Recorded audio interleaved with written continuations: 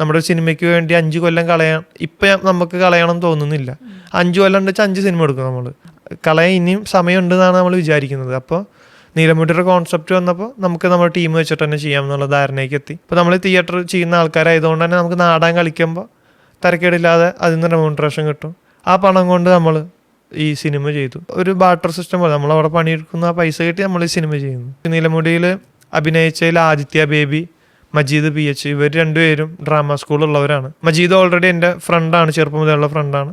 പക്ഷേ ഡ്രാമ സ്കൂളിൽ നിന്നാണ് അവർ ഈ ടീമിക്ക് കുറച്ചുകൂടി ആഡ് ആവുന്നത്. പിന്നെ അതിൽ അഭിനയിച്ച് ശ്രീനാഥ്, സുബ്രഹ്മണ്യൻ പറഞ്ഞിട്ടുള്ള അവർ നമ്മുടെ ചേട്ടന്മാരെ പോലെയാണ്, നമ്മുടെ നാട്ടിലുള്ളവരാണ്.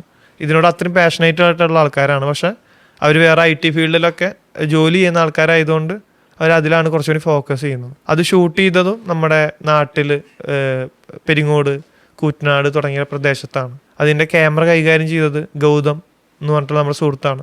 ഗൗതമാണ് നമ്മുടെ ഇതുവരെയുള്ള സിനിമകളുടെ ഒക്കെ സിനിമാറ്റോഗ്രാഫി, എഡിറ്റിംഗ് ആൻഡ് കളറിസ്റ്റ് നമ്മുടെ സുഹൃത്താണ്.